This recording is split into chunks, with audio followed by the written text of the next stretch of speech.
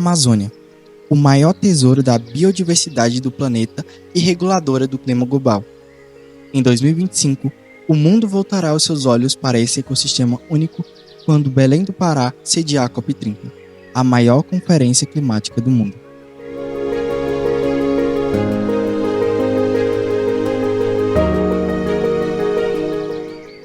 Pare e reflita por um instante. Enquanto nos preparamos para receber líderes mundiais, uma pergunta incômoda permanece. De que adianta mais uma conferência climática se as anteriores não conseguiram frear a destruição?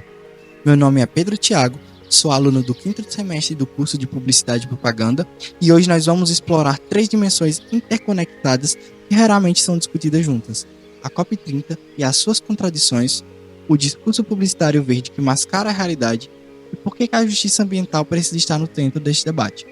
Ao longo desse vídeo, vamos analisar como esses 3 elementos formam um triângulo que determina nosso futuro compartilhado. Vamos entender por que afirmamos que o clima não é neutro e o que isso significa para todos nós. A história das conferências das partes. As famosas COPs é uma narrativa de avanços diplomáticos e frustrações práticas. Desde 1995, representantes de praticamente todos os países do mundo se reúnem anualmente para discutir como enfrentar a crise climática. Mas vamos aos fatos concretos. Apesar de quase 3 décadas de negociações, as emissões globais de gases de efeito estufa continuam aumentando.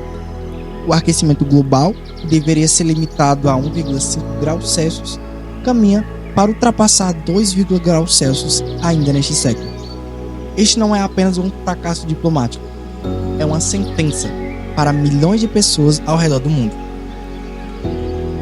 A escolha de Belém do Pará como sede do COP30 tem um simbolismo importante. É a primeira vez que a Amazônia, um dos ecossistemas mais críticos para a estabilidade climática global, sediará este evento. A região amazônica armazena bilhões de toneladas de carbono e influencia os padrões de chuva em todo o continente. Ao mesmo tempo, a Amazônia enfrenta taxas alarmantes de desmatamento, conflitos socioambientais e está se aproximando do chamado ponto de não retorno, quando poderia começar a se transformar em uma savana degradada. Aqui está o que realmente importa. A COP30 não pode ser apenas mais um evento de fotos, discursos e promessas vagas. Ela precisa significar uma mudança fundamental na forma como enfrentamos a crise climática. E isso só acontecerá se reconhecermos que o sucesso de uma conferência climática não se mede pelo número de acordos assinados, mas pela redução real das emissões e pela proteção efetiva das comunidades mais vulneráveis. À medida que a consciência sobre a crise climática cresce, observamos um fenômeno interessante no mundo corporativo: a proliferação de mensagem publicitária verde. Empresas de todos os setores, de petróleo à moda, de alimentos à tecnologia, passaram a incorporar a sustentabilidade em suas comunicações. O problema é que muitas vezes existe um abismo entre o discurso e a prática. É aqui que entra o conceito de greenwashing, quando a empresa investe mais recursos para parecer ambientalmente responsável do que para realmente reduzir os seus impactos. Observe como as embalagens estão repletas de termos vagos e imagens da natureza: eco-friendly, natural, sustentável, carbono neutro, palavras que soam bem, mas que frequentemente carecem de definição clara ou verificação independente. O uso do greenwashing se manifesta de diversas formas. As mais comuns incluem o uso de certificações próprias ou pouco rigorosas, até mesmo apresentar como extras práticas que já são obrigatórias por lei. O que você precisa entender é que o greenwashing não é apenas uma questão de publicidade enganosa, é uma estratégia deliberada para adiar mudanças estruturais necessárias. Enquanto empresas gastam bilhões em campanhas de marketing verde, muitas das mesmas corporações financiam lobbies contra as regulamentações ambientais mais rígidas, expandem atividades poluentes e continuam com modelos de negócios fundamentalmente insustentáveis. Como consumidores e cidadãos, precisamos desenvolver um olhar crítico para identificar o greenwashing. Então, questione informações vagas, busque certificações independentes, pesquise a empresa como um todo, não apenas o produto verde específico. Lembre-se, a transparência é inimiga do greenwashing. Quanto mais essa empresa ela realmente está comprometida com a sustentabilidade, mais aberta ela será sobre os seus desafios e impactos negativos. A expressão "o clima não é neutro" carrega um significado profundo. Ele nos lembra que a crise climática não afeta todas as pessoas da mesma forma e que as suas causas e soluções estão intimamente ligadas à questão de justiça social. Aqui está a verdade inconveniente. Os países e populações que menos contribuíram historicamente para o aquecimento global são justamente os que mais sofrem seus impactos. Os números não mentem.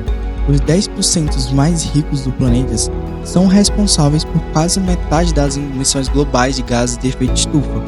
Enquanto isso, os 50% mais pobres, cerca de 3,5 bilhões de pessoas, continuam com apenas 10% das emissões.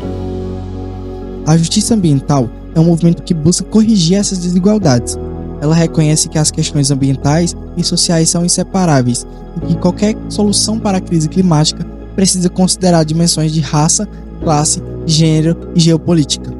No contexto brasileiro, vemos claramente como as comunidades indígenas, quilombolas, ribeirinhas e periferias urbanas são desproporcionalmente afetadas por problemas ambientais, da poluição industrial às enchentes e deslizamentos.